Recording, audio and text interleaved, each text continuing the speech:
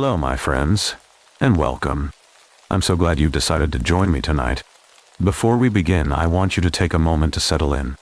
Dim the lights, find your most comfortable chair, and leave the busyness of the world behind.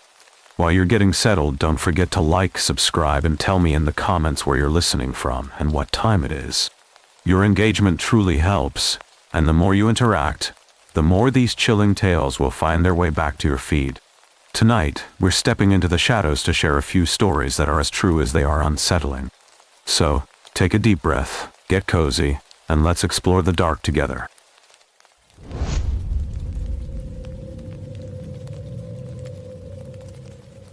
I am a 34-year-old graphic designer who has lived in Seattle for over a decade, and I am not a naive. I have dealt with aggressive panhandlers, drunk college kids, and the occasional aggressive Tinder date who would not take no for an answer. I consider myself street smart, cautious, alert. But nothing in my life prepared me for the night a stranger knocked on my door and offered me $5,000 for 1 hour of access to my apartment window. It was a Thursday evening in late October of 2023. I had just gotten home from work, exhausted, carrying takeout Thai food and a bottle of cheap wine. My apartment is on the third floor of an older building in Capitol Hill, the kind with big bay windows that overlook the street. The building has 12 units, and I had lived there for 3 years without incident. I knew my neighbors by sight, if not by name. The hallways were always quiet, safe. I was halfway through my pad thai when someone knocked on my door. Not the doorbell downstairs, my actual apartment door. I froze. No one had buzzed to be let into the building. I checked my phone. No missed calls. No texts saying someone was stopping by. I looked through the peephole and saw a man standing in the hallway. He was in his 40s, maybe early 50s, wearing a dark jacket, clean-cut, professional-looking. He held what appeared to be a briefcase. I cracked the door open, keeping the chain lock engaged. "Hello?" I said. He smiled. Polite, warm, disarming. "Hello," he said. "I am sorry to bother you. My name is David. I live in the building across the street. I have a rather unusual request, and I am willing to pay you generously for your time." I stared at him, my hand still on the door. "What kind of request?" I asked. He reached into his jacket pocket and pulled out a thick envelope. $5,000, he said, holding it up so I could see the bills inside. "Cash. For 1 hour of access to your window." I blinked. "My window," I repeated. "Yes," he said. "I am a photographer. I am working on a project documenting the city at night, and your apartment has the perfect angle of the street below. I just need to set up my camera by your window for 1 hour. You can stay in the room the entire time if you would like. No tricks, no strange requests, just access to the window." I should have said no. I should have closed the door, locked it, and called someone. But I was broke. My student loans were crushing me. My rent had just gone up. $5,000 was more money than I had seen in one place in years. And he seemed normal, professional, legitimate. I hesitated. "Can I see the money?" I asked. He opened the envelope wider and fanned out the bills. All hundreds. 50 of them. He even let me count them through the crack in the door. I took a breath. "Okay," I said. "But I'm staying in the room the entire time. And if anything feels wrong, you leave immediately." He nodded. "Of course," he said. "I completely understand." I unlatched the chain and let him inside. He was polite, almost excessively so. He apologized for the mess, even though my apartment was not messy. He complimented my decor, asked if I wanted him to take off his shoes. He set his briefcase on my kitchen counter and opened it carefully, pulling out a professional-looking camera with a long telephoto lens. He asked permission before moving a chair closer to the window. He explained every step of what he was doing. I watched him the entire time, my phone in my hand, ready to dial 911 if anything felt off. He positioned the camera on a tripod, angling it toward the street below. He adjusted the lens, checked the settings, took a few test shots. The whole time he kept up light conversation. He asked where I worked, what I did for a living, how long I had lived in Seattle. Normal questions. Friendly, even. About 20 minutes in, my phone rang. It was my friend, Rachel. I stepped into the kitchen to take the call, still keeping an eye on him. Rachel was venting about her boss, her terrible date from the night before. I was half listening, watching David through the doorway as he adjusted his camera, completely focused on whatever he was photographing outside. When I hung up, I walked back into the living room. He glanced at me, smiled, and went back to his work. Another 30 minutes passed. He took photo after photo, adjusting angles, changing lenses. At one point he asked if I minded if he opened the window slightly to get a clearer shot. I said yes, but I stood right next to him as he did it. Finally, after exactly 1 hour, he packed up his equipment. He closed the briefcase, thanked me profusely, and handed me the envelope of cash. I counted it again. $5,000, just as promised. He shook my hand, apologized again for the intrusion, and left. I locked the door behind him, leaned against it, and exhaled. I felt a strange mix of relief and disbelief. I had just made $5,000 in 1 hour for doing absolutely nothing. I texted Rachel immediately, told her what had happened. She was shocked, suspicious, but also impressed. She made me promise to deposit the money first thing in the morning to make sure the bills were real. I did not sleep well that night. Something about the whole encounter felt off, but I could not pinpoint what. He had been polite, respectful, professional. He had done exactly what he said he would do. He had paid me exactly what he promised. And yet, I kept replaying the hour in my mind, searching for red flags I might have missed. The next morning, I went to the bank and deposited the cash. It was real. All of it. I paid off 2 months of rent, made a dent in my credit card debt, and bought groceries without checking my account balance first. For a few days, I convinced myself it had been a strange but harmless transaction. A weird Seattle story I would tell at parties. Then I started noticing things. Small things at first. I would come home and feel like something in my apartment had been moved. A book on my coffee table that I did not remember leaving there. A window that I was certain I had closed now slightly open. My bathroom door ajar when I always kept it shut. I told myself I was being paranoid, that the encounter with David had made me hyperaware, jumpy. But then I found the camera. It was a week after David had visited. I was cleaning my apartment, dusting the shelves, when I noticed something strange wedged behind a framed photo on my bookshelf. A small black device, no bigger than a USB drive, with a tiny lens. I pulled it out, my hands shaking, and stared at it. It was a wireless camera, hidden, pointed directly at my couch. I tore my apartment apart. I found 3 more. One in my bedroom, tucked into the air vent above my bed. One in the bathroom, disguised as a motion sensor. One in the kitchen, hidden inside a smoke detector that I had never bothered to check. I called the police immediately. I was crying, hyperventilating, barely able to explain what I had found. 2 officers arrived within 20 minutes.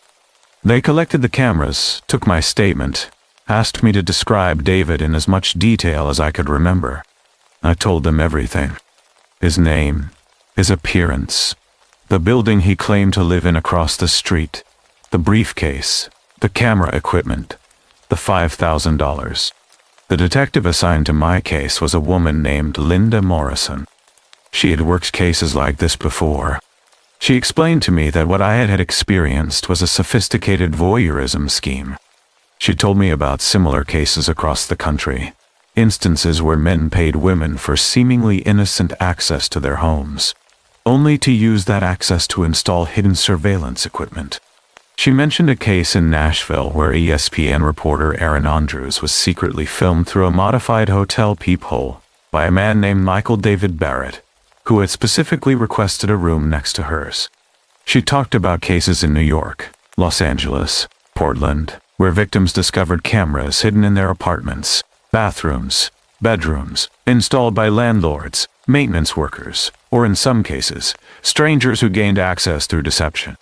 Detective Morrison told me that the cameras I found were high-end, expensive, capable of streaming live video to a remote location. She said whoever installed them had been watching me for a week, watching me sleep, shower, change clothes, live my private life completely unaware. The investigation went nowhere. The police traced the wireless signal from the cameras, but it led to a dead end, a VPN that masked the real location. They checked the building across the street. No one named David lived there. No one matching his description. The $5,000 I deposited was real, but untraceable, likely withdrawn from an ATM in cash over several weeks. The fingerprints they lifted from the cameras were smudged, useless.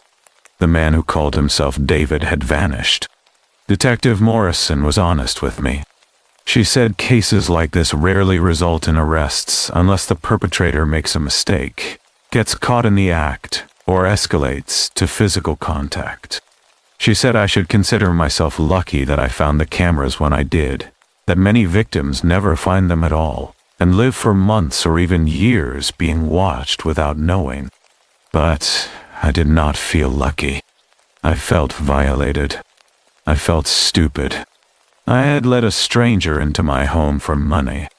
I had been so desperate, so naive, that I ignored every instinct screaming at me that something was wrong. I had sold my privacy, my safety, for $5,000. I moved out of that apartment 2 weeks later. I broke my lease, forfeited my deposit, and found a new place on the other side of the city. I installed security cameras in every room, check my smoke detectors weekly, inspect every inch of my apartment for anything that looks out of place. I never open my door for strangers. I never accept money from people I do not know. I cover my laptop camera with tape. I close my curtains at night, even on the 4th floor. The thing that haunts me most is not knowing how long he had been planning it. Did he watch me for weeks before knocking on my door? Did he follow me home from work, learn my schedule, study my routines? Did he know I was struggling financially, that I would be tempted by the money? Or was I just random, a target of opportunity, one of many women he approached with the same offer, the same smile, the same envelope of cash? Detective Morrison told me to stay vigilant. She said people like him do not stop. They move to the next victim, the next city, the next vulnerable person willing to make a deal they do not fully understand. She said if I ever saw him again, to call her immediately.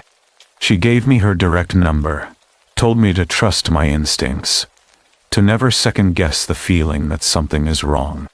I think about that night all the time.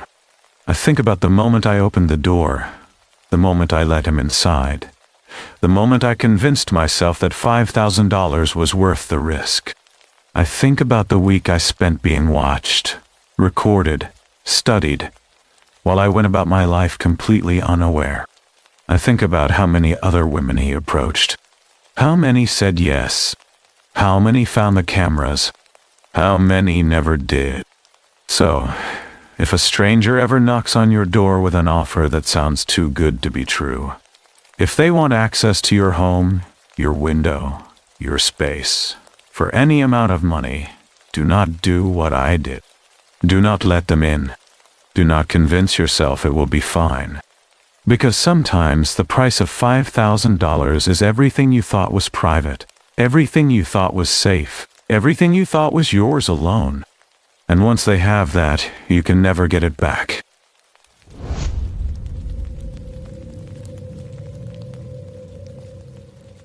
I need to tell you something that will sound impossible. I am a 26-year-old social media manager from Boston, Massachusetts. I work with influencers, brands, content creators. I spend 10 to 12 hours a day on Instagram, TikTok, Facebook. I know how algorithms work. I know how to gain followers, how to manipulate engagement, how to make content go viral. I thought I understood everything about the digital world. I was wrong. This started 3 months ago, in early September of 2023.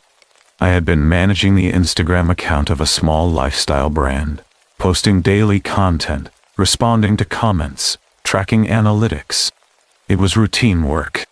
Boring, even. Then I started noticing a pattern in the comment section. There was an account that commented on every single post. Every single one. The username was mirrorimage_77. No profile picture. Just the default gray silhouette. No posts. No followers. But it was following me. Not the brand account. My personal account. The comments were always the same format. Generic, positive, almost copy-pasted. Love this. So beautiful. Amazing content. At first, I thought it was a bot. I get dozens of bot accounts every week trying to sell followers or cryptocurrency or whatever scam is trending. I blocked the account and moved on. The next day, there was a new account. Mirrorimage_78. Same pattern. Same comments. I blocked it again. Then mirrorimage_79 appeared. Then 80. 81. 82. Every time I blocked one, a new account would appear within hours, sometimes minutes. All following the same pattern. All commenting the same generic phrases. All following only my personal account. I reported it to Instagram. They sent me an automated response about community guidelines and said they would look into it. Nothing happened. The accounts kept appearing. I started documenting everything. Screenshots, timestamps, IP address traces when I could get them. I even tried reverse image searching the profile pictures when the accounts eventually added them, but they were always stock photos, random faces pulled from the internet. Then the messages started. The first one came from mirrorimage_87. It was sent at 2:43 in the morning. I was asleep, but I woke up to my phone buzzing with notifications. 17 messages, all from the same account. All sent within the span of 3 minutes. I see you. I know you. You are beautiful when you sleep. I froze. My bedroom was dark. My curtains were closed. There was no way anyone could see me. I checked every window, every door. Everything was locked. I lived on the 4th floor of a secure building. There was no fire escape outside my window. No balcony. No access. I convinced myself it was a random message, some creep sending the same thing to dozens of women, hoping one would respond. I blocked the account and tried to go back to sleep. The next night, another message. This time from mirrorimage_88. You wore the blue sweater today. It looked nice. I had worn a blue sweater. To the grocery store. For 20 minutes. How did they know? I started paying attention to everything. Every person I passed on the street. Every car that seemed to follow me for more than 2 blocks. Every stranger who looked at me for too long. I installed a security camera in my apartment. I checked my phone for spyware. I changed all my passwords. I made my Instagram account private. The messages continued. They knew what I ate for breakfast. They knew what time I left for work. They knew the name of my coworker who I had coffee with on Tuesday. Details that were not posted anywhere online. Details that required physical surveillance. I went to the police. I brought everything. The screenshots, the messages, the timeline of escalation. The officer who took my report was a woman named Detective Karen O'Brien. She listened patiently, took notes, and then explained that unfortunately, there was not much they could do. The accounts were likely using VPNs to mask their location. The messages, while unsettling, did not constitute direct threats. She told me about other cases. She mentioned Cassandra Cruz, a Florida college student who cyberstalked a woman for months, creating fake profiles, sending violent threats until the FBI finally intervened. She talked about Brett Dadig, a self-proclaimed influencer in Pittsburgh who stalked 11 women across multiple states, showing up at their homes and workplaces until he was finally indicted on federal charges. She mentioned Bianca Devins, a 17-year-old girl from Utica, New York, who was murdered by a man she met on Instagram in 2019. He killed her because she rejected his romantic advances. Detective O'Brien told me to document everything, to never respond to the messages, to consider staying with friends or family for a while. She said cases like this often escalate, but sometimes the person loses interest and moves on. She gave me her direct number and told me to call if anything changed. But something had already changed. I started seeing things in mirrors. It began small. A flicker of movement in my bathroom mirror when I brushed my teeth. A shadow in the reflection of my phone screen. Nothing concrete. Nothing I could prove.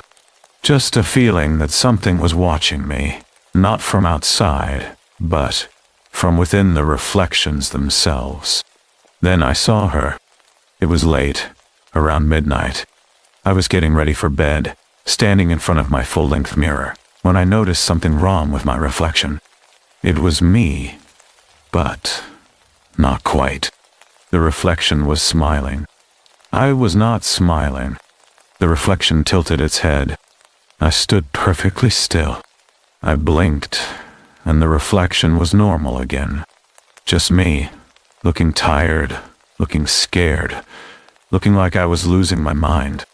I told myself it was stress, lack of sleep, paranoia brought on by the constant harassment.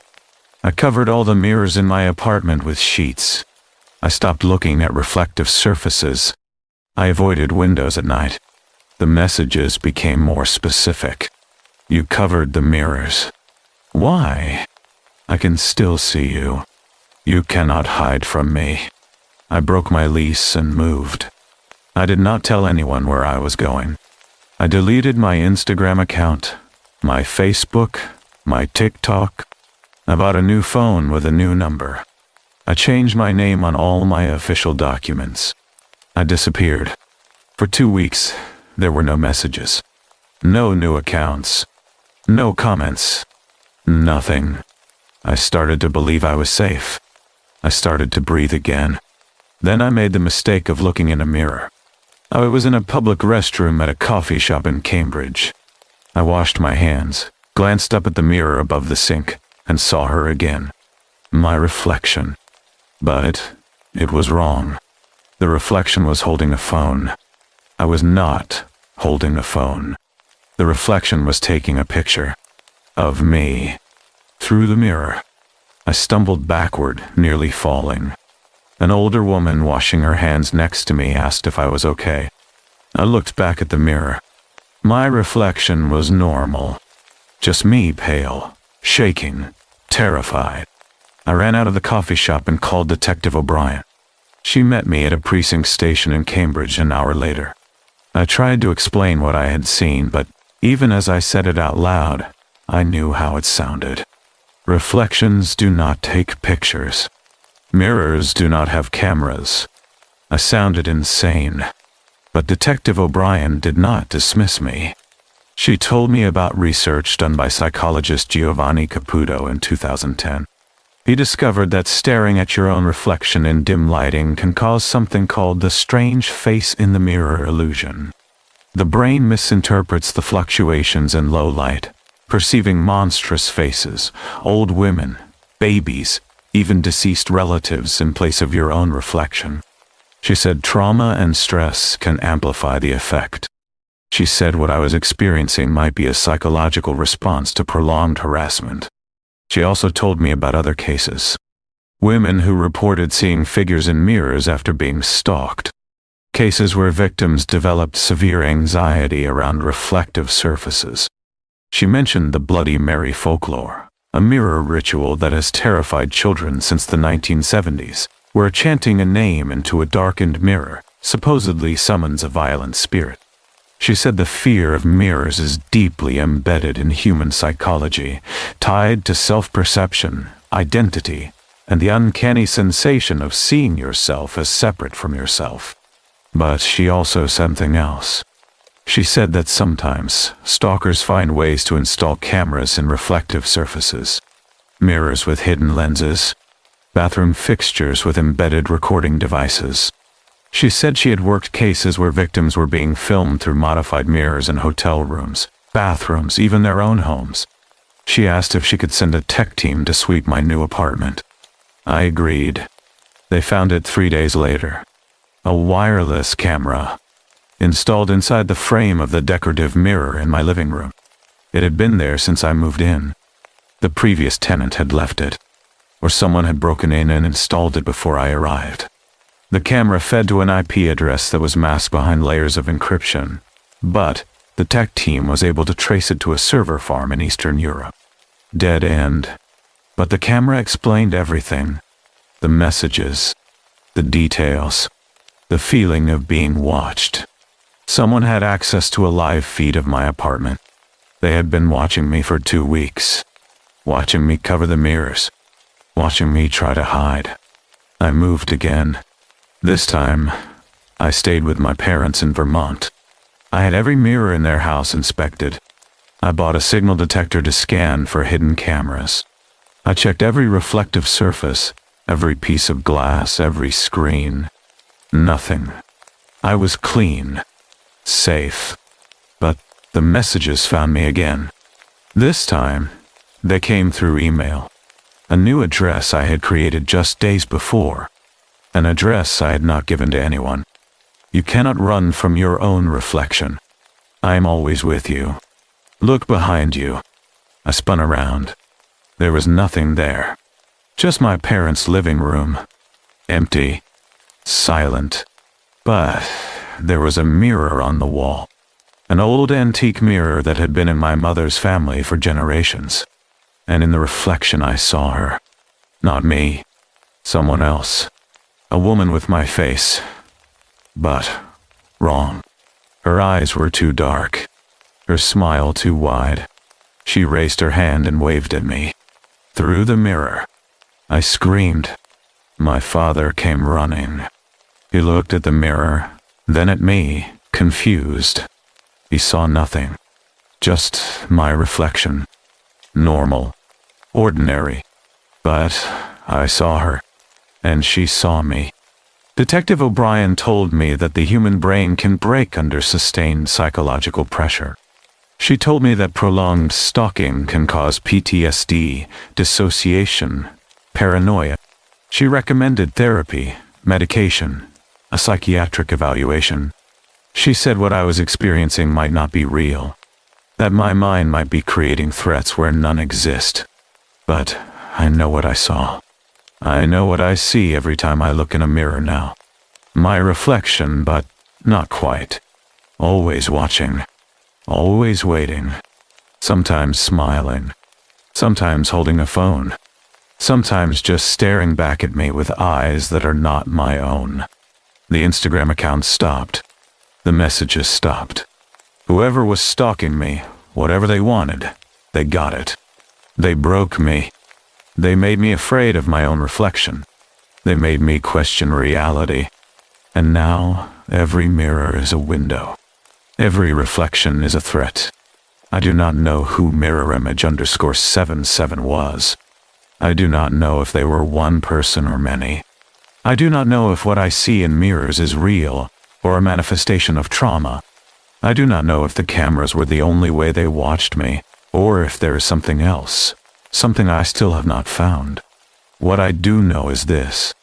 If someone starts following your every post, commenting on everything, messaging you details they should not know, do not ignore it. Do not dismiss it as a bot or a troll. Document everything. Report it. Tell someone. Because what starts as harmless online attention can escalate into something far worse. Something that follows you offline. Something that watches you in ways you cannot detect. Something that makes you question whether the face you see in the mirror is really yours, or if it belongs to someone else. Someone who has been watching you all along. I covered every mirror in my parents' house. I avoid reflective surfaces. I do not take selfies.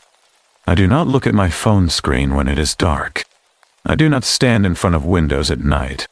Because sometimes when I catch a glimpse of my reflection in passing, I see her. The other me. The one who smiles when I do not. The one who waves when I stand still. The one who knows everything about me because she is me. Or was me. Or will be me. And I do not know which is worse. That someone was stalking me through cameras hidden in mirrors. Or that something else found a way to reach me through the reflections themselves. All I know is that I am never alone. Even when I am completely by myself, even when every door is locked, every camera is covered, every caution is taken, I'm never alone. Because she is always there, in the mirror, waiting.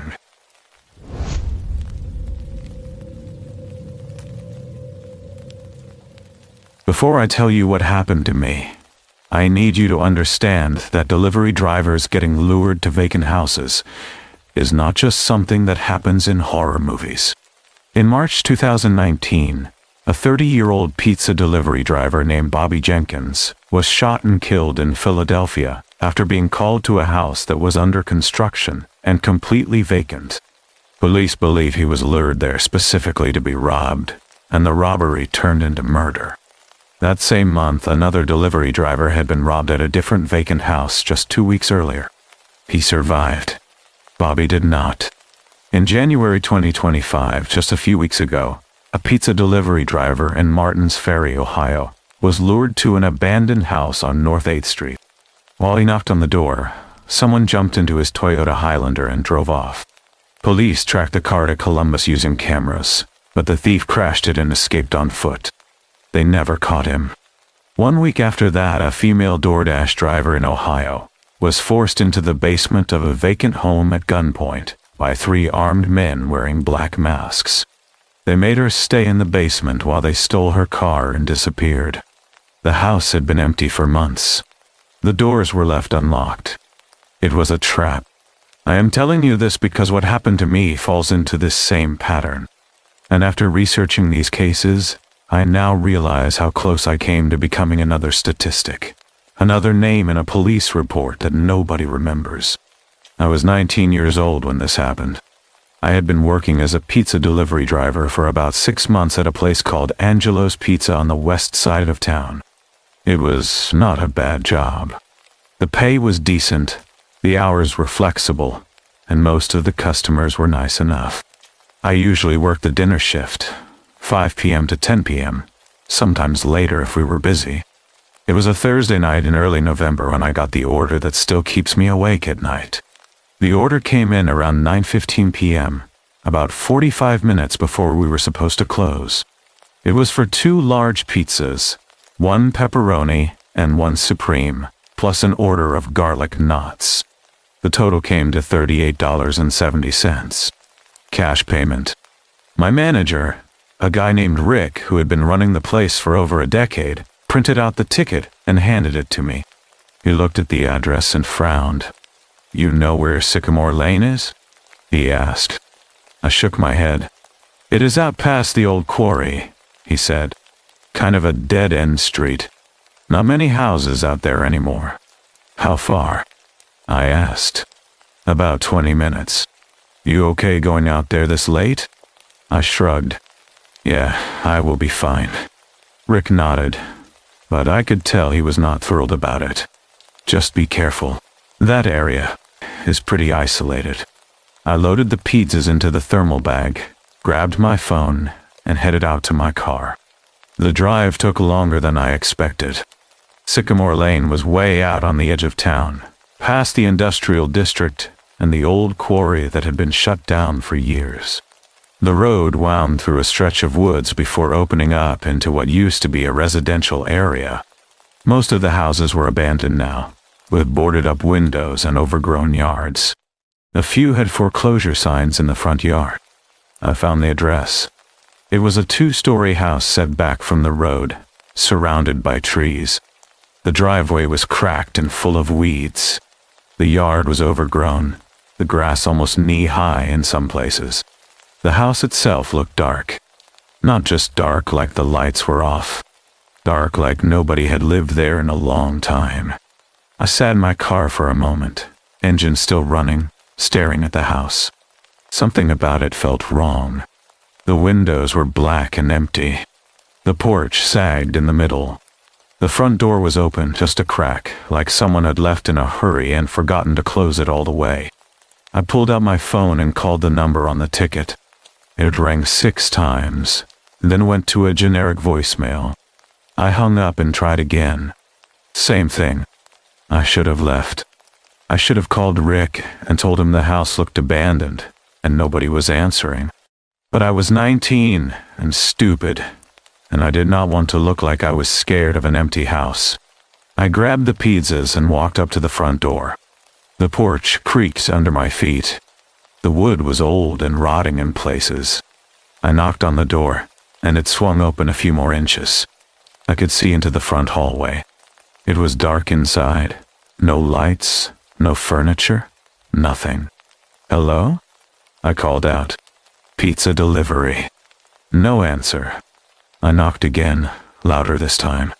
Hello? Anybody home? Still nothing. And then, I heard it. Piano music. It was faint at first, like it was coming from somewhere deep inside the house. A slow, repetitive melody, just a few notes over and over again. The kind of music you might hear in an old movie, eerie and off-key.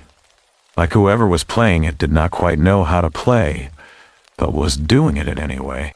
I stood there on the porch, listening. The music did not stop. It just kept going, the same few notes, over and over and over. Hello? I called out again. My voice sounded smaller this time. No answer. Just the music. I should have left right then. I should have dropped the pizzas on the porch, gotten back in my car, and driven away. But something about the situation made me hesitate. Maybe it was curiosity. Maybe it was stubbornness. Maybe I just did not want to go back to the shop and admit I had been spooked by some piano music. So, I stepped inside. The smell hit me immediately. Mold and dust and something else. Something sour and rotten that I could not quite place. The air was cold, colder than it should have been. My breath came out in little clouds. The front hallway was empty. No furniture, no pictures on the walls, nothing. Just bare walls and a stained carpet that looked like it had not been cleaned in years. To my left was a staircase leading up to the 2nd floor. To my right was a doorway leading into what looked like a living room.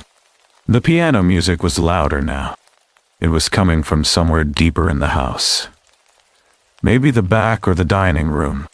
The same slow, repetitive melody, just a few notes, over and over. Hello? I called out. I have got your pizzas. I just need to get paid, and I will be out of here.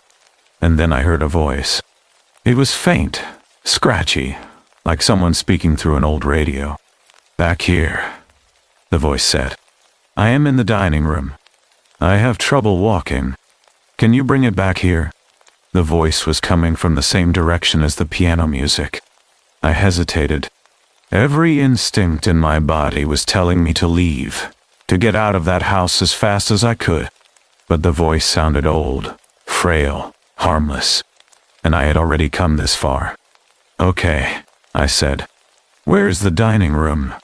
Straight back, the voice said. Just follow the hall. I walked down the hallway, holding the pizzas in front of me like a shield. The piano music got louder with every step. The same few notes, slow and deliberate, echoing through the empty house. At the end of the hallway was a doorway. Through it, I could see the edge of a room, dark and empty except for one thing. A piano. It was an old upright piano, the kind you might see in a church or a school. It was pushed up against the far wall, and I could see the keys moving, pressing down on their own, playing that same slow, eerie melody. But there was nobody sitting at the piano. Nobody at all. I stood there in the doorway, frozen, staring at the keys as they moved up and down, playing themselves. And then I saw something that made my stomach drop. In the corner of the room, barely visible in the shadows, there was movement. A shape, shifting, like someone standing very still, and then taking a single step forward. I did not wait to see what it was. I dropped the pizzas, turned around, and ran. I sprinted down the hallway, through the front door, across the porch, and down the driveway. I did not look back. I did not stop until I was in my car with the doors locked and the engine running. My hands were shaking so badly I could barely hold the steering wheel. I threw the car into reverse and peeled out of the driveway, the tires kicking up gravel and dirt. I drove straight back to Angela's Pizza. When I walked in, Rick took one look at me and knew something was wrong. "What happened?" he asked. I told him everything. The empty house, the open door, the piano music, the voice, the piano playing itself, the shadow in the corner. Rick listened, his expression getting more serious with every word. When I finished, he did not say anything for a long moment. Then he pulled out his phone and made a call. 10 minutes later, 2 police officers showed up at the shop. I told them the same story I had told Rick. They listened, took notes, and then asked for the address. When I gave it to them, one of the officers, a younger guy with a crew cut, exchanged a look with his partner. "That house has been foreclosed for almost 8 months," he said. "Nobody should be living there." "I know," I said, "but I heard someone, and I saw the piano. It was playing by itself." The older officer, a woman in her 40s with graying hair, leaned back in her chair. "We will go check it out," she said. "But I need to tell you something. That house has been the site of 3 reported incidents in the past year. 2 robberies and 1 assault. All of them involved people being lured there under false pretenses." My blood went cold. "What kind of incidents?" I asked. "Different situations," she said. "One was a real estate agent who got a call about a potential buyer. One was a contractor who was told the bank needed an estimate for repairs. And one was another delivery driver, about 6 months ago. Pizza, just like you. What happened to them?" I asked. "The real estate agent got jumped in the basement. She managed to fight them off and escape. The contractor got robbed at knife point. And the delivery driver, well, he ran like you did. He said he heard voices inside the house, but when the police searched it, there was nobody there." "What about the piano?" I asked. She frowned. "What about it? Was there a piano in the house?" She looked at her partner and then back at me. "I do not know. We can check when we go out there." They left about 20 minutes later. Rick told me to go home and get some rest, that he would close up the shop. I did not argue. I could not sleep that night. Every time I closed my eyes, I saw those piano keys moving, heard that slow, eerie melody, saw that shadow in the corner of the room. The next morning, I got a call from the police department. It was the older officer, the woman who had taken my statement. "We checked out the house," she said. Nobody was there. No signs of forced entry, no evidence that anyone had been inside recently. The place was completely empty. "But what about the piano?" I asked. There was a pause on the other end of the line. "There was a piano," she said. "An old upright, pushed up against the wall in what used to be the dining room. But it was broken. The strings were cut. It could not have been played." I felt cold all over. "But I heard it," I said. "I saw the keys moving. "I believe you heard something," she said. "But that piano has not been able to make sound for years. The strings are completely severed. Whoever was in that house with you, they were not playing that piano." She paused again, then added, "You did the right thing by running. We found something else in the basement. Rope, duct tape, and a tarp. All of it recent. Someone has been using that house for something, and whatever it was not good." I hung up the phone and just sat there, staring at the wall. Someone had been in that house with me. Someone who had called in a fake pizza order to lure me there. Someone who had played a recording of piano music to draw me deeper into the house. Someone who had been waiting in the shadows, watching me, ready to do God knows what. And I had walked right into it. I quit the delivery job that same day. I could not do it anymore. Every time I thought about getting in my car and driving to some stranger's house, I saw that empty hallway, heard that piano music, felt that cold air on my skin. I still think about it sometimes. I think about what would have happened if I had walked all the way into that dining room. If I had not seen the shadow. If I had not run. I think about the real estate agent who got jumped in the basement. The contractor who got robbed at knife point. The other delivery driver who ran just like I did. And I think about Bobby Jenkins, the 30-year-old pizza delivery driver in Philadelphia who did not run, who walked into a vacant house and never walked back out. Because the thing about these situations is that they are not random. They are planned, calculated. Someone takes the time to find a vacant house, to set up a trap, to lure people there with fake orders or fake appointments or fake promises. And most of the time, the people who get lured there do not realize what is happening until it is too late. I was lucky. I ran. I listened to my gut, and I got out of there before whoever was waiting in the shadows could do whatever they had planned. But I know, deep down, that not everyone is that lucky. If you work as a delivery driver, or if you have any job that takes you to unfamiliar addresses, please listen to your instincts. If a house looks abandoned, if nobody answers the door, if something feels wrong, do not go inside. Do not try to be polite. Do not worry about losing your tip or getting a bad review. Just leave. Because the people who set these traps, they are counting on you to ignore your instincts. They are counting on you to be polite, to be professional, to walk through that door and give them the opportunity they are waiting for. Do not give it to them. I was 19 years old, holding 2 pizzas, and I walked into an empty house with a piano that played itself and a shadow that moved in the corner. I ran, and I am still here to tell you about it. Not everyone is that lucky.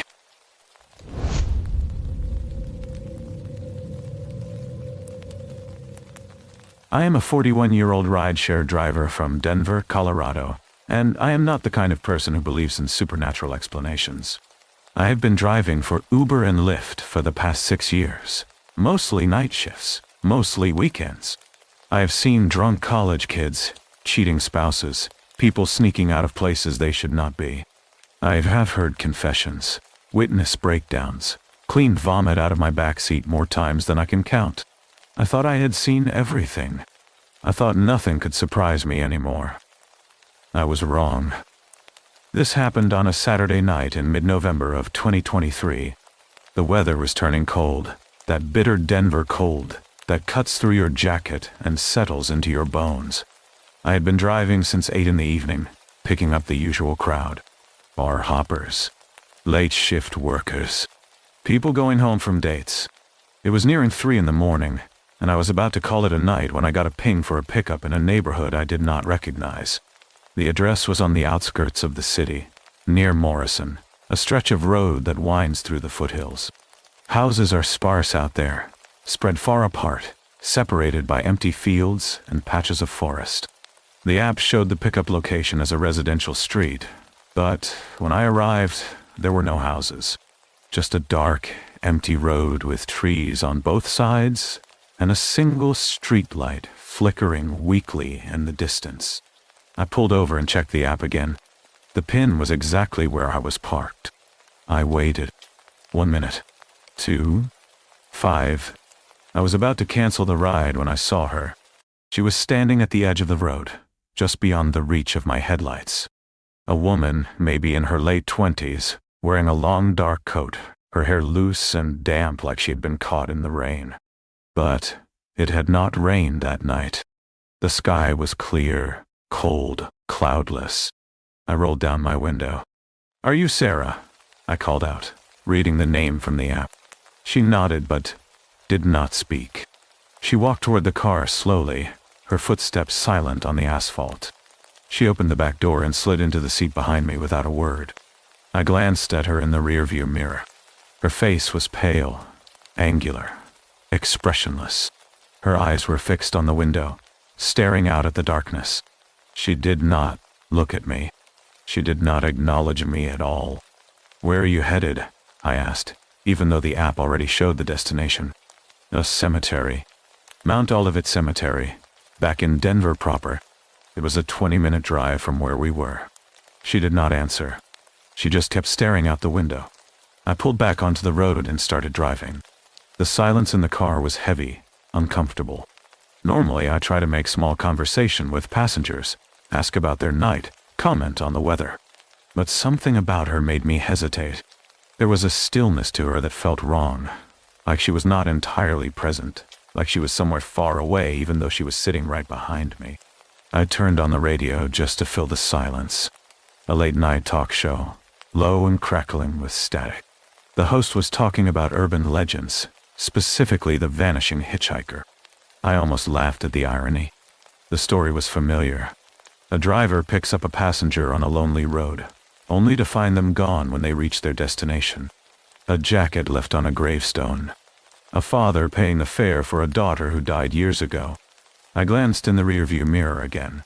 Sarah was still staring out the window, motionless. Her breath did not fog the glass. We drove in silence for another 10 minutes. The road was empty. No other cars. No lights. Just the dark stretch of highway cutting through the hills. I kept checking the mirror, watching her. She had not moved. Not once. Her hands were folded in her lap, pale and still. Her coat was buttoned all the way up to her throat.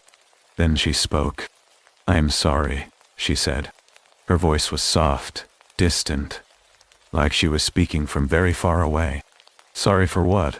I asked. "For what is going to happen?" I felt a cold knot tighten in my stomach. "What do you mean?" I asked, my voice sharper than I intended. She did not answer.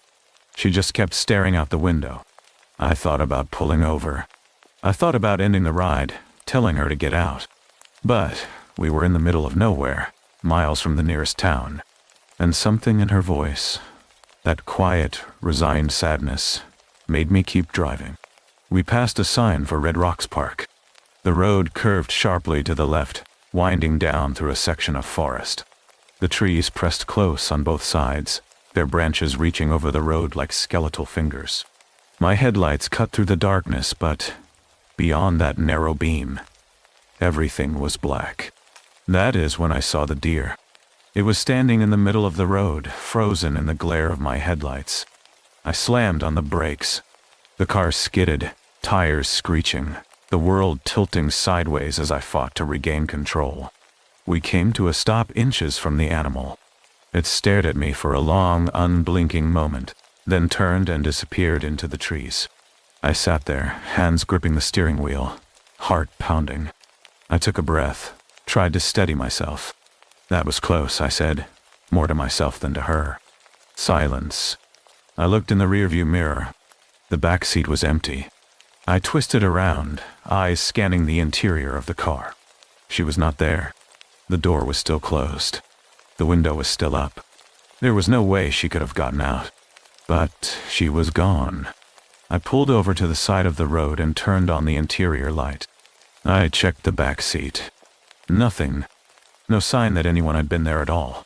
No damp coat. No scent of perfume. No indentation on the seat. Just empty space. I checked my phone. The ride was still active. The app showed Sarah as my current passenger, Destination still listed as Mount Olivet Cemetery. But there was no one in my car. I sat there for a long time, trying to process what had just happened. I thought about calling someone. The police. A friend. Anyone. But what would I say? I picked up a passenger who disappeared. They would think I was crazy or drunk or making it up. I canceled the ride and drove straight to the cemetery. I do not know why. I should have gone home. I should have ended my shift, locked my doors, convinced myself it was exhaustion, stress, some kind of hallucination brought on by too many late nights and not enough sleep. But did not. I drove to Mount Olivet Cemetery, parked outside the gates, and sat in my car, staring at the dark expanse of graves beyond the fence. The next morning I went back to the pickup location. In the daylight it looked different, less ominous. Just a quiet residential street with a few scattered houses. I knocked on the door of the nearest one, asked the woman who answered if she knew anyone named Sarah who lived in the area. She looked at me strangely. "No," she said. "No one by that name lives here. This street is mostly empty. Has been for years." I thanked her and left. Later that week, I did some research. I looked up Mount Olivet Cemetery. Searched through obituaries, death records, anything I could find. And I found her. Sarah Mitchell, 27 years old. Died in a car accident on the road near Morrison, Colorado, on November 14th, 2019. Exactly 4 years to the day before I picked her up. The article said she had been driving home late at night when she hit a deer. Her car went off the road, rolled down an embankment, and crashed into a tree. She was found the next morning. The responders said she died instantly. They buried her at Mount Olivet Cemetery. I stopped driving at night after that. I switched to day shifts, stopped taking rides in unfamiliar areas, stopped picking up passengers who did not speak, who stared out windows like they were looking at something I could not see. I told myself it was a coincidence, a strange, unsettling coincidence, that the woman I picked up was someone else, someone living, someone real. But I know what I saw. I know what happened. Detective Linda Morrison, who I spoke to when I finally worked up the courage to report the incident, told me that stories like mine are more common than people think. She mentioned other cases. Cab drivers in Tokyo who pick up passengers near Aoyama Cemetery, only to find them vanished, leaving puddles of water on the seat. Taxi drivers in Buenos Aires who were murdered by passengers, the killer's own eyes staring back at them in the rearview mirror. Rideshare drivers in rural Texas, South Carolina, Pennsylvania, who report picking up hitchhikers that disappear before reaching their destination. She said there is a pattern. Lonely roads, late nights, passengers who do not speak, cemeteries. She told me I was not the first driver in Colorado to report something like this.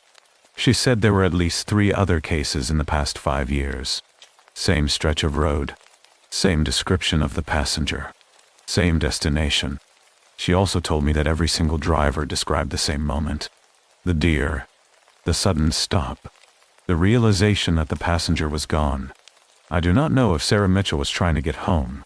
I do not know if she has been trying for 4 years, catching rides from drivers who are too tired, too distracted, too willing to believe that the woman in their backseat is just another fare. I do not know if what I experienced was real, or some kind of shared hallucination, or something else entirely. What I do know is this. If you drive at night, if you pick up a passenger on a dark, empty road, if they do not speak, if they stare out the window like they are searching for something just beyond the glass, pay attention. Watch them in the rearview mirror. Notice if their breath fogs the window. Notice if they blink. Notice if they seem real, or if they seem like a memory, a shadow, a fragment of something that should not still be here. Because sometimes the people we pick up are not trying to get somewhere. They are trying to go back. Back to the moment before the crash. Back to the road where everything ended. Back to a time when they were still alive. And if you are unlucky enough to be the one who stops, the one who offers a ride, the one who says yes when you should say no, you might find yourself driving someone who is already gone. You might find yourself part of a story that repeats over and over, on the same stretch of road, on the same cold November night, with the same deer standing in the headlights waiting. I still drive, but I do not take late-night fares anymore. I do not pick up passengers near Morrison. I do not drive past Mount Olivet Cemetery after dark. And I always check the back seat before I start the engine. Because the worst part is not the fear. It is the question. The one that keeps me awake at night. The one I cannot answer. No matter how many times I replay that drive in my mind. When she said she was sorry for what was going to happen, was she talking about her own death? Or was she warning me about something else? Something that has not happened yet. I do not know. And I am afraid I never will.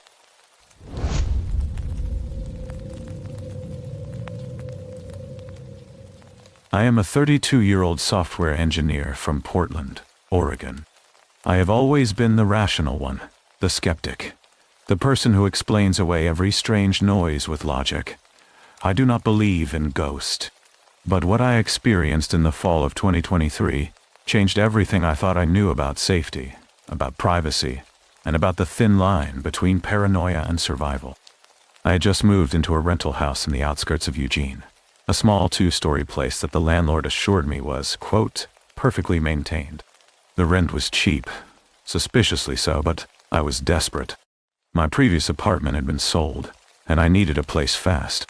The house was old, built sometime in the 1930s, with creaking floors, outdated fixtures, and that musty smell that never quite goes away no matter how many windows you open. But it was mine for the year, and I convinced myself it had character. The first few weeks were uneventful. I worked from home, spent my evenings gaming online with friends, and slowly settled into a routine. The house had its quirks. Sometimes the floors would groan at night. Sometimes I would hear what sounded like footsteps above me, but I chalked it up to the old wooden beams expanding and contracting. The house was over 90 years old. Of course, it made noise. Then things started to feel wrong. It began with small things I could easily dismiss. I would come home and find the pantry door open when I knew I had closed it. I would wake up to discover my laptop had been moved slightly on my desk, or that a book I had been reading was no longer where I left it. At first, I blamed myself. I was tired, distracted, working long hours. Memory is not perfect. But then I started to notice patterns. Items would be moved only when I left the house for more than a few hours. Never when I was home. Never when I could catch whoever or whatever was doing it. I installed a security camera in the living room. Nothing. I set up motion sensors. They never triggered. I even asked my landlord if anyone else had keys to the house. He assured me no one did, that I was the only tenant, and that he himself had not visited the property in months. I tried to let it go. I tried to convince myself I was imagining things. Then I heard the breathing. It was late, around 2 in the morning. I had been up gaming with my friends, headphones on, volume low. I took a break to grab some water from the kitchen. That is when I heard it. A faint, rhythmic sound, like someone exhaling slowly, deliberately. It was coming from above me, from the ceiling. I froze. My heart pounded so loud I thought it would give me away. I turned off all the lights and stood in the darkness, listening. The sound continued. Slow, steady, human. I grabbed a flashlight and went upstairs. The attic access was in the hallway ceiling, a pull-down ladder I had never bothered to open. I stood beneath it, shining my light at the edges, looking for any sign of disturbance. The wood around the hatch was dusty, undisturbed. I told myself it was my imagination. I told myself it was the wind, or pipes, or some animal that had gotten into the walls. I went back downstairs and tried to sleep, but every creak, every groan of the house felt like a warning. The next morning I called my friend Derek. He is a contractor, someone I trust, someone who would not laugh at me for being paranoid. I told him what I had been experiencing. He agreed to come over that evening and check the attic with me. I felt a strange mix of relief and dread. Part of me wanted to find nothing. Part of me wanted proof that I was not losing my mind. Derek arrived just after 7, We went upstairs together, and he pulled down the attic ladder. The hinges groaned as it unfolded, revealing a dark, cramped space above. Derek climbed up first, flashlight in hand. I followed close behind. The attic was small, low-ceilinged, filled with cobwebs and old insulation. It smelled like dust and something else. Something sour, organic, wrong. That is when we saw it. In the far corner, partially hidden behind a stack of old boxes, was a makeshift living space. A sleeping bag. A pillow. Empty water bottles. Fast food wrappers. And a notebook. Derek and I exchanged a look of pure horror. Someone had been living in my attic. Someone had been up here, directly above my bedroom, watching, listening, waiting. Derek immediately told me to get out of the house.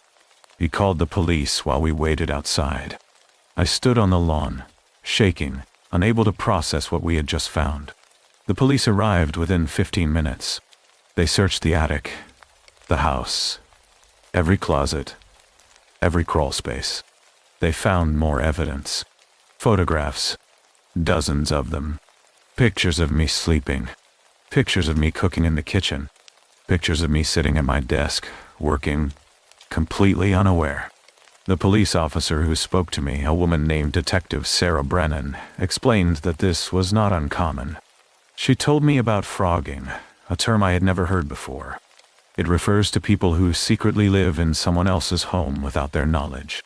She mentioned a case in South Carolina where a woman discovered her ex-boyfriend living in her attic for 2 weeks. He had positioned himself near a vent above her bedroom so he could watch her sleep. She mentioned another case in Arlington, Virginia, where a man named Anthony Jones was found living in a tenant's attic, entering through an unlocked door. She told me about Theodore Coneys, the Denver Spider-Man, a man who lived in a victim's attic for nearly a year after murdering the homeowner in 1941. She said these cases happen more often than people think. She said I was lucky we found the space before whoever it was came back. But here's the thing that still haunts me. The person was never caught. The police set up surveillance. They dusted for fingerprints. They analyzed the photographs, the belongings, everything. But the DNA they found did not match anyone in the system. The fingerprints were smudged, useless. And whoever had been living in my attic never returned. It was as if they knew the moment we discovered their hiding place, as if they had been watching us the entire time. I moved out that same week. I broke my lease, forfeited my deposit, and found a new apartment on the other side of town. I installed cameras in every room. I check my locks 3 times before I go to bed. I inspect every closet, every corner, every shadow. And I never, ever go into an attic alone. The notebook we found is what disturbs me the most. It was filled with pages and pages of handwritten observations. My schedule, my habits, my routines. What time I woke up, what I ate for breakfast, the games I played online, the conversations I had with friends, everything. And on the very last page, written in neat, careful handwriting, were 5 words that I will never forget. I know where you live. Detective Brennan told me to take the threat seriously. She told me to stay vigilant, to report anything unusual, to trust my instincts. She said the person who wrote that note was not done. She said people like that do not just stop. They move on to someone else, or they wait, patient and hidden, until the moment is right. I still think about that house. I wonder if the next tenant found anything. I wonder if they heard the breathing in the walls. I wonder if they felt the same creeping dread that I did. That sense of being watched, even when you are completely alone. I hope they were smarter than I was. I hope they checked the attic on the first day. Because the worst part is not the fear. It is the violation. The knowledge that someone was there, in your space, watching your most private moments, learning your rhythms, your vulnerabilities, waiting for the perfect time to reveal themselves. Or worse, waiting for the perfect time to act. I do not know who they were. I do not know what they wanted. And I will never know if they are still out there, watching someone else, hiding in another attic, another crawl space, another forgotten corner of a house that feels safe until it is not. So schedule. If you hear strange noises in the night, if you notice things move when you come home, if you feel that prickling sensation on the back of your neck like someone is watching you, do not dismiss it. Do not tell yourself you are being paranoid. Check every room. Check every space. Because sometimes, the thing you are most afraid of is not a ghost. It is a person. And they are closer than you think. I am a 32-year-old software engineer from Portland, Oregon. I have always been the rational one. I want to be clear about something before I tell you what happened. The person who explains away every strange noise with logic. I am a 43-year-old accountant from Portland, Maine. But what I experienced in the fall of 2023 for the past 6 years changed everything I thought I knew about safety, about privacy, I brought her groceries, and about the thin line I fixed things around paranoia and survival. I called her every other day. I just moved into a rental house in the outskirts of Eugene. A small two-story place that the landlord assured me was, but there came a point when I realized that the woman cooking me dinner every Sunday night, the woman who raised me, but the woman I trusted more than anyone in the world was trying to kill me, and I needed a place. It started so gradually that I did not notice at first. Built sometime in the 1930s, small things with creaking floors, a headache after outdated fixtures, nausea that I attributed to eating too quickly, no matter how many stomach cramps that I convinced myself were just stress from work. My mother had always been an excellent cook.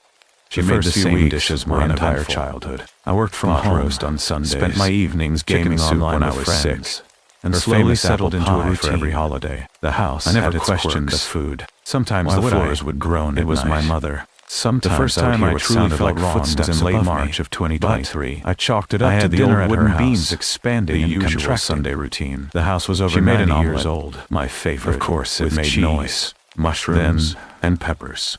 Things started to kitchen table. The same one I had eaten at since I could easily dismiss. And talked about her week. I would come home and find the pantry door open when I knew I had closed. She asked about my job. I would wake up to discover my laptop had been whether we were thinking about getting married soon, or that a book I had been reading was no longer where I left it. Normal evening. At first, I drove home around 8 o'clock. By 9, I was vomiting so violently I could barely stand. Rachel wanted to take me to the hospital, but I refused. Then I started to notice patterns. I thought it was food poisoning. Items would be moved only when I left the house for more than a few hours. It happens. Never when I was home. By morning, I felt better. Never when I could catch whoever or whatever was doing it. Better. I installed a security camera. I called my mother to tell her I had gotten sick. Nothing. She was horrified. Set up motion sensors. Apologetic. They never triggered. That the ingredients I even asked my landlord if anyone else had keys to the house. Thoroughly. He assured me no one did. She made me promise to see the doctor if it happened again, and that he himself had not visited the property later. Months. Same routine. I tried to let it go. Sunday dinner. I tried to convince myself I was imagining soups. The one she always made when I was growing up. It was late. I ate around 2 in the morning. She seemed I had been up gaming with my friends. She packed leftovers for me to take home. Low. That night, I took a break to grab some water from the kitchen. That is when I heard it. Diarrhea. A faint, rhythmic, blinding headache, like someone exhaling slowly. I go to the emergency room. The doctors ran from above me. Found nothing from the ceiling. They suggested a stomach virus. My heart pounded so loud I thought it would give me stress-related illness. I turned off all the lights and stood in the darkness. Anti-nausea medication. The sound recommendation to keep a food diary. I started paying attention. I stopped eating her flashlight and went upstairs. I only ate meals I could watch her was in the hallway start to finish. A pull-down ladder I had never bothered to open. No symptoms beneath it. No shining my light at the edges. I convinced myself it had been a coincidence, a virus, the wood around something unrelated to her cooking. Undisturbed. Then she invited me over. I told myself it was my imagination. She said she had something important to tell me. I told myself it was the wind. She sounded excited on the phone, or some animal that had gotten into the walls. She made pot roast. I went back downstairs and tried father's favorite. She set the table with the good china of the house, the plates we only used on holidays. The next morning, I called my friend Derek. Red, he is a contractor. Expensive, someone I trust. A bottle, she said she'd been saving for a special occasion for being paranoid. We sat down to eat. I told him. She told me she had been experiencing. That she was thinking about come over that evening and check the attic moving into a retirement community. I felt a strange mix of social interaction. Part of me wanted to find nothing. I told her I supported whatever that I was not losing my mind. We toasted to Derek arrived just after 7. I woke up in the hospital. We went upstairs together, and Rachel was sitting next to my bed. The hinges groaned as it unfolded, pale, revealing a dark, I had collapsed in my apartment. That she had found me unconscious on the bathroom floor. Flashlight. That the paramedics said my heart followed close behind. The doctors had no idea what caused it. Low ceiling. They ran toxicology scrubs and old insulation. Tested for everything. It smelled like my liver enzymes were elevated. Something sour. My kidneys were stressed. Organic. Wrong. But there was no clear poison. We saw it. No obvious. In the far corner, partially hidden behind a stack of old boxes, was a makeshift living consulted specialist, a sleeping bag. That is when Detective Lisa Brennan got involved. Empty water bottles. She came to my hospital room on the 4th day, and a notebook. Introduced herself. Derek and I exchanged explained that she had been reviewing cases. Someone had been living in my attic in the area. Someone had been asked me about my routine, directly above my bedroom, my social life. She asked if anyone had access to my food. Derek immediately told me to get out of the house. My home. He called the police while we waited outside. About the Sunday dinners. I stood on the lawn, about getting sick, unable to process what we had just found. She asked me if my mother had any reason to want to hurt me. Within 15 minutes. I laughed.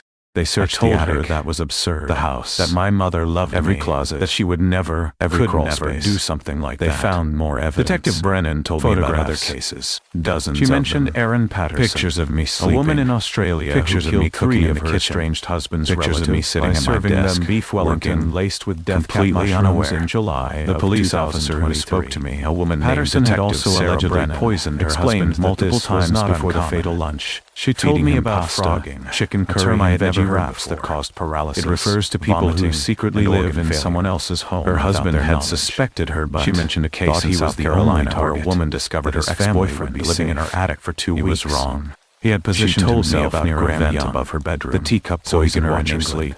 She mentioned another case his own family members with antimony, where a man named Anthony Jones starting when he was just 14 years old, entering through an unlocked door. Sickened his father and Theodore Coneys, and he then poisoned his school friends. A man who lived obsessed with chemistry nearly a year watching the effects of poison on the human body. 1941. She mentioned Hannah Petty, these cases, a young mother in Alabama who was poisoned with lead. She said I was lucky we found the space before whoever it was came 22. But here's lead-filled capsules in her vitamins. The person slowly destroying her body until she could no longer surveillance, could no longer have children. They dusted for fingerprints. He did it for life insurance. They analyzed the photographs. Detective Brennan explains that poisoning is one of the oldest methods they found, and did not match anyone in the system. It is most often committed by someone close to the victim. Useless. From 2000 to 2010, in my attic, there were 130 murders. It was as if they knew the moment we discovered their hiding place. Of those, 21 watching us the entire time. 13 were wives. I moved out that 12 were daughters. I broke my lease. 6 forfeited my deposit. Family found a new apartment on the other side of town. Slow. I installed cameras in every room. Intimate. I check my locks the meth 3 times before I go to bed. Between men and women. I inspect every closet, every corner. Every shadow is a crime of patience. I never, ever access go into an attic alone. She asked if she could test the leftovers my mother had sent home with me. It was filled with pages, and the ones still sitting in my refrigerator. I said yes. I told her she would find nothing. I told her my mother was 72 years old. A retired school teacher, a widow, the games I spent her days gardening and doing the conversations I had with friends. I told her there was no motive, everything, no reason, and on the very last page, written in neat, the tests came back positive for paration, were 5 words an organ office never pesticide banned for residential use since 2003. Detective Brennan told me to take the same poison used in the Richardson case in 1967. To report anything unusual in Florida died after to trust my lunch prepared the night before. She said the person the leftover pot roast my mother had packed for me. She said people like that do not kill me 3 times over. They move on to someone else. The soup she had made weeks earlier. They wait. The sample I still had frozen in my freezer until the moment tested positive. I still think about that house, the one that first made me sick. I wonder if the next tenant found anything thrown away. I wonder if they heard the breathing. Detective Brennan believed it was the first attempt. I wonder if they felt the same creeping dread my mother on a Thursday morning. That sense of being watched. I was still in the hospital even when you were completely alone. Rachel told me later that my mother did not resist. I hope they checked the attic on the first day. Did not ask for a lawyer because the worst part is if I was okay. If I was going to survive. The knowledge that someone was there found more in your space, a notebook hidden in her bedroom private moments, learning your rhythms and pages of vulnerabilities. Waiting for the perfect time to reveal themselves. Recipes, or worse, waiting for the perfect time to act. I do not know who they were to use. I do not know disguise the taste, and I will never know if they are still out there.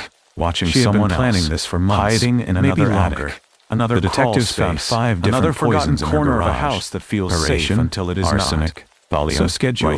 If you hear strange noises in the night, she had been researching notice things move when you reading forums. If you feel that studying cases like Graham Young and Aaron Patterson, someone is watching, learning from their mistakes. Do not dismiss it. She had been careful. Do not tell yourself you are being paranoid. Patient. Check every varied the dosages. Check every delivery methods. The intervals between poisonings. The thing you are most afraid of is not a suspicion. It is a person, and the detective advised against it. Then you think, but I insisted. They brought her to the county jail. sat us down in a small room with a table between us, a guard watching from the corner. She looked smaller than I remembered. Older. Fragile. She smiled when she saw me, the same smile I had seen my entire life. She asked how I was feeling. I asked her why. She did not answer right away. She looked at her hands, folded neatly in her lap, the same hands that had cooked for me, cared for me, held me when I was a child. Then she said something I will never forget. She said my father had left everything to me in his will. The house, the savings, the life insurance. She said she had nothing, that she was living on Social Security, that she could barely afford her medication, her utilities, the roof over her head. She said I had promised to take care of her, but I was too busy with my own life, my girlfriend, my career. She said if I died, everything would go to her. She would be secure, comfortable, safe. I told her I had been sending her money every month. I told her I had set up automatic payments to cover her bills, her groceries, everything she needed. I told her she never had to worry, that I would have given her anything she asked for.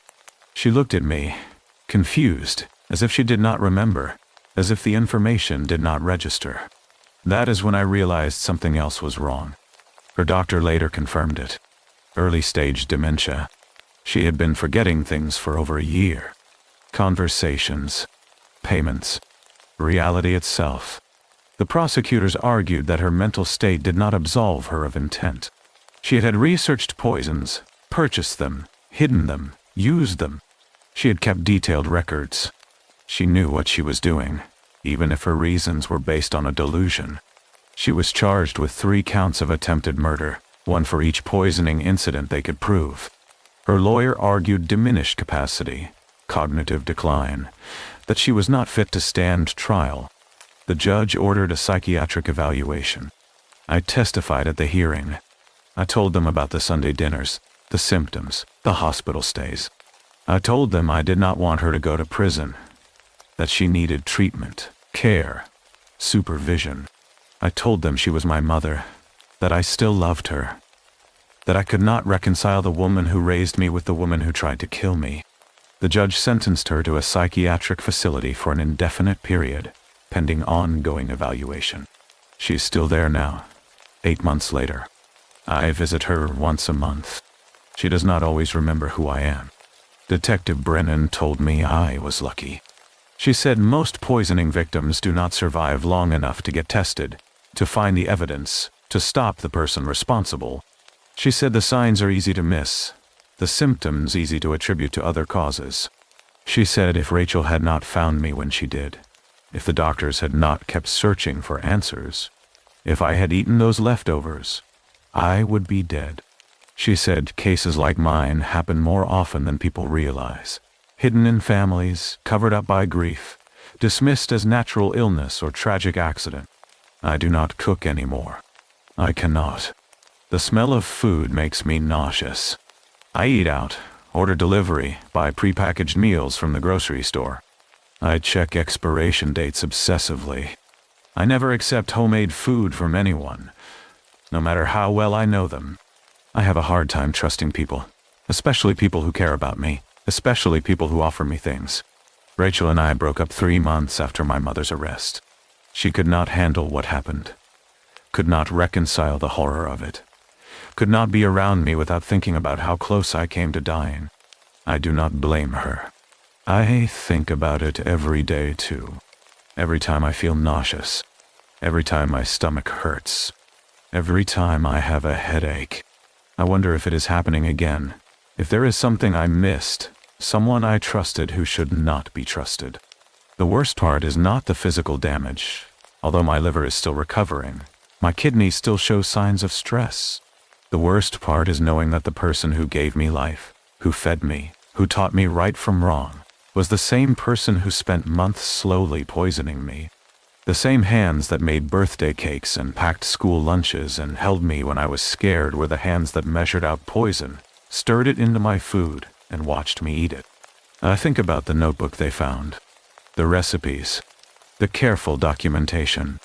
I think about her sitting at that kitchen table, writing down symptoms, adjusting dosages, planning the next meal. I think about the omelet, the soup, the pot roast. I think about all the dinners I ate without question, all the times I thanked her, told her the food was delicious, asked for seconds. I do not know if she would have stopped. I do not know if the next dinner would have been the one that killed me, or if she would have kept going, kept experimenting, kept watching me deteriorate. I do not know if some part of her, the part that was still my mother, would have realized what she was doing and stopped herself. I will never know. So, if someone you love starts getting sick after eating with a specific person, if the symptoms are recurring, unexplained, severe, do not dismiss it. Do not assume it is coincidence, or bad luck, or stress. Document everything. Get tested. Keep samples of food. Trust your instincts. Because the person most likely to poison you is not a stranger. It is someone close. Someone trusted. Someone who has access to your food, your home, your life. Someone who knows exactly what you eat, when you eat it. How much you can tolerate before you seek help. And sometimes the person who loves you most is also the person who wants you dead. Not because they hate you, but because in their mind, broken by illness or desperation or delusion, your death is the solution to a problem you did not know existed. I still love my mother. I visit her. I sit with her when she is lucid enough to recognize me. But I will never eat anything she makes again. I will never trust a home-cooked meal the same way. And I will spend the rest of my life wondering how many dinners it would have taken. How many Sunday nights? How many omelets? Before I never woke up at all.